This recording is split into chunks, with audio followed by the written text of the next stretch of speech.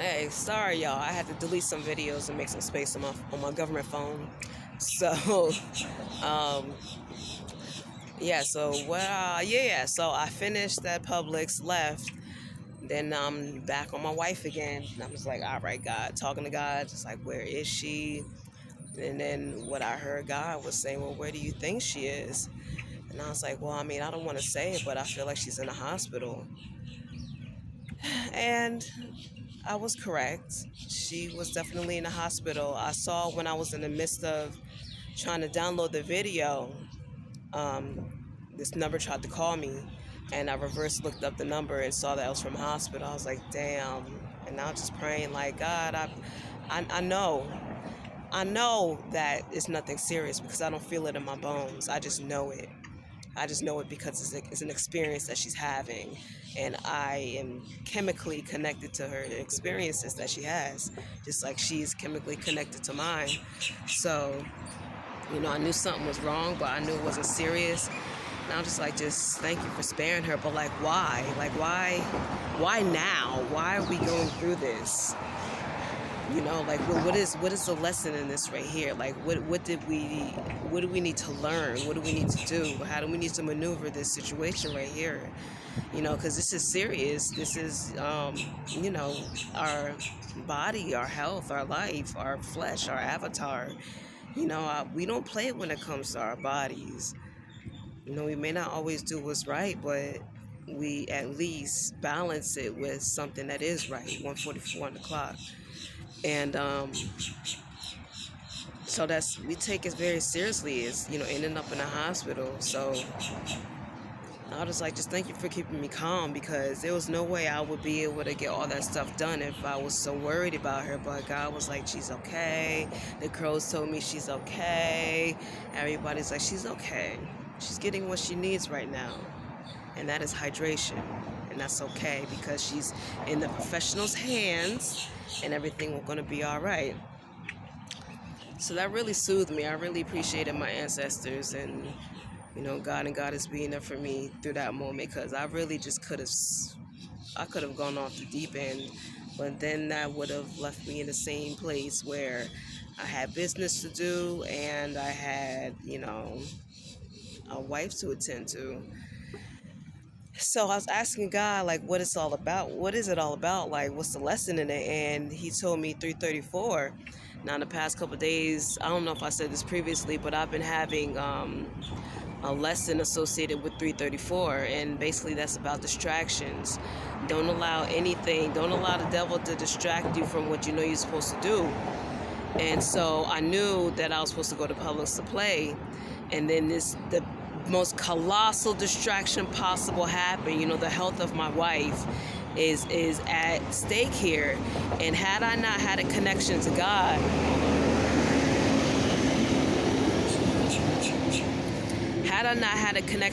I would have dropped everything and, just scoured the earth for her and called every hospital and all that. But God was like, keep calm and do what I told you to do. 3:33 on the clock. So, I swallowed all of that fear, because that's just what it is. It's fear. But if you're tapped in to God and Goddess, and if you're tapped into your partner 3:44 on the clock, without knowing. And so it gives you a sense of peace and calm. And that's exactly what happened. That's what I experienced. And that is a lesson that I've never experienced before. And I was grateful for the experience, and it truly just, the perspective is on another level. It's just beautiful. It's just beautiful how God shows me things, even through things that should be seen as tragic. You know what I'm saying? So I was walking back. I stayed on the phone with the hospital for at least 45 minutes on hold. I'm just like, can I just please get a status update about my wife? I just want to know, I got a missed call from this number when I was handling business. I want to know what the fuck is going on with my wife. Thank God I wasn't like tripping, like sensing something more serious happened, because, oh my God, I probably would have cursed her out through the damn ringtone wait thing. Please wait. Please hold for 10 more minutes. At Jackson Medical, I don't give a fuck what y'all do at Jackson Medical. Tell me how my wife is. How about that? How about that? Can you tell me that? If not, then I don't need to hear it. Play some jazz, some smooth tunes, some, you know. In a situation like that, the last thing you want to hear about is all the health care you provide, because now you start thinking about, oh damn, what if that happened? Oh shit, what if that happened? Like, no, take it off. Play something soothing. You know, the sound of a gong. I don't fucking know. Just play something different. Some smooth jazz, elevated music, something to calm the nerves, because that is a rough hold time, like for sure. That shit is rough.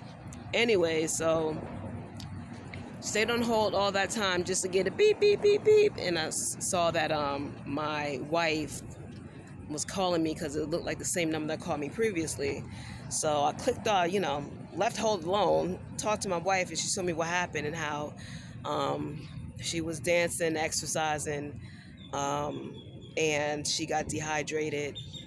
And, I guess people asked her if she was okay because she started acting a little, I don't know the word, maybe erratic or something, a little out of sorts. And she just appeared to be not well. So they called the ambulance for her. And, yeah, she's okay. She's getting what she needs. They're feeding her. They're, taking care of her. They're hydrating her. She has IVs. They're doing everything that they possibly can. But what I can say is last night was the longest night I've had out here without my wife. We've separated for business reasons, and the night goes by super fast. But this time, the difference is when I'm on business, those trips. Hey, bluebird. Look at that bluebird. Wow, beautiful. But yeah, I'm actually looking forward to those trips. And because it gives us time apart, it gives us time to meditate, to tap into our own energy, to talk to God on a deeper level. It's an opportunity to 717 to be ourselves, our authentic selves. And I welcome those every single week. But this time was different. It hit different because I'm here, I'm home. I want her to be home with me 7:33 on the clock. And she's not here, but she should be here. And so it just hit different. It just hit different. Like, it was the longest night in history. It truly was the longest night in history. And I slept well enough, but I kept just looking at the moon to try to see what time it is. Because we've been out here so long, we could tell the time by the position of the moon and the sun. So it was a long night, and I'm glad that I got through it. But I'm grateful because the atmosphere was relaxing, the air was cool, Mother Nature was giving me exactly what I needed to be as comfortable as possible. All I needed to do was rest my mind.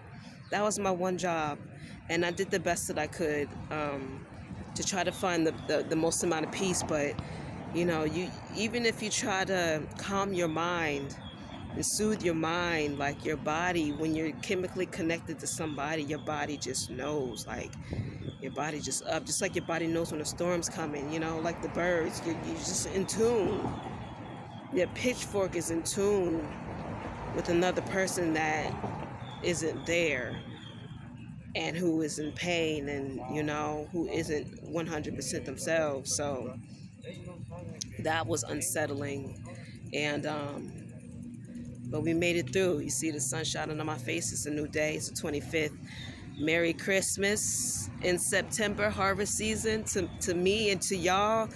Like, I pray that y'all get y'all blessings too, because I ain't the only one going through this. Even if you have a house or an apartment, like, I know you're going through something. Everybody's going through something, no matter how much money or resources they have. We're all going through something because we all feel, we all have emotions, and emotions are never always happy. Emotions are never always settled, So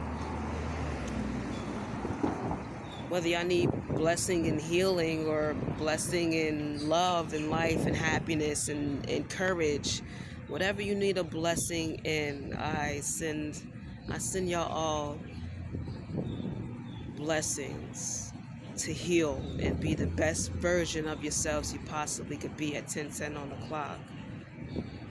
The best version of yourselves you could possibly be. That takes a lot of courage to be the best version of yourself when you have, oh, the bluebird came back, when you have so much pressure from the outside world, you know what I'm saying? Like, that's not easy. It's not easy at all. But when God says you can handle it, it doesn't matter if you believe it or not, you can handle it, you know? And all of us are out here handling it the best way that we can. It's not easy being without housing, you know? It's not easy. If it weren't for people bringing things to us and basically providing for us when it's needed, honestly. If it weren't for that, like, it would be back when I was in Miami. You know, being homeless was a full-time job. You know, people don't understand. Like, you have to stand in line for food. You have to go get food every day because you need to eat every day. And you need to get water. Even if you have enough food to last 2 days, you still need water. And you can't carry that much more water around you. So you're literally going somewhere every day. And then on top of that, you have to deal with people and their attitudes, and whether or not they're going to say something at Burger King or at Five Guys or at, what the fuck is that place called? Raising Cane's. Whether they're going to say, oh, nah, shawty, you got to pay 25 cents to fill up your shit. And I'm just like, but I'm homeless. You have water here. Why not? Like, give back to the community. But nah, everything's about $1. Everything's about a bottom line. Tito was his name. Tito. From Raising Cane's in Miami, actually. He's the one who said I gotta pay to fill up my jugs of water, even though I've been going there every other time and the other managers had no problem, you know, because I was honest. I just got water. I didn't get soda and all the other stuff, and I was honorable. If a paying customer was coming up to get stuff, like, I'll move to the side, like, yeah, go ahead, be inviting, you know what I'm saying? Like, I was just different. I was intentional. Very intentional, which is why I feel like they gave me the other managers gave me the privilege of getting water in the first place. How did I even get on this subject? I have no idea. Hello, good morning. Thank you, Holy Spirit. Being homeless is a full-time job when you have to spend all of your energy surviving. Thank you, Holy Spirit. And it's a little bit easier when people come up to you and give you money and food and water and ice and, you know, and hot food, cold water, cold drinks. You know, it's a lot different. It's a lot better because not only do you have the privilege to go to the store to buy your own stuff, you have the privilege to stay here and just vibe out and be in tune with God and be in tune with your wife and just be in tune with the animals and the earth and the currents and the wind changes and just be in tune. You know, it's important. Being in tune is important. And when you have to spend 90% of your day just surviving, and that's not even making money, so how do you expect to get out this pit? You know, like, just surviving, it's not easy, and that's something I had to learn. You know, everybody says, oh, I ain't going to be homeless. I never thought that I would be either, to be honest, but it was a choice for me because I had a choice between building $100,000 with the possibility of losing it, or giving up that $100,000 and building infinite currency, infinite money, infinite abundance, infinite resources to be creative, infinity. Anything I want, anything I can dream of, anything I can think of, I will have the resources to manifest it. And I will have the resources to make it happen. And I will have the money to have fun while I'm doing it. You know, that was the dream that I was sold by God. And for that, I made the choice. I said, fuck that $100,000. Fuck that shit. But, I mean, no disrespect to the money, but what I'm saying is, like, yes, I'll give it up in a heartbeat. If you're showing me I can have the whole kingdom, the whole queendom, the whole world, that's what you're showing me? It's a no-brainer to me. But I never asked. Yeah, no, I asked. I asked what I had to do for it. I didn't ask more questions. I didn't ask for more details. Not that he would have given it to me anyway, but at least hey, birdie. Oh, I'm sorry. I didn't mean to scare you. Oh, you trying to get this piece right here? Here you go, baby. Here you go. There you go.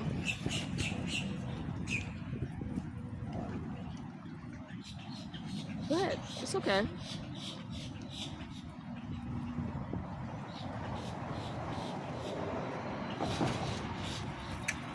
I love them. They're my friends, as my wife would say. They're my friends. But yeah, I don't even know what I was saying, but I was saying a whole lot, and I'm starting to get hot. So that's the update. I didn't even check yet, because I did what I had to do. I did the task, and that's all that really matters to me in this moment. I'll check it when my wife gets back. You know, we in it today, we in it yesterday, we in it today. I'll check it when my wife gets back so we can check it together, because it's our win. It's our win. Yeah. Thank y'all for tuning in. I really love y'all. I really appreciate y'all. And I'm just out here doing God's work. Even when it's not easy, you know.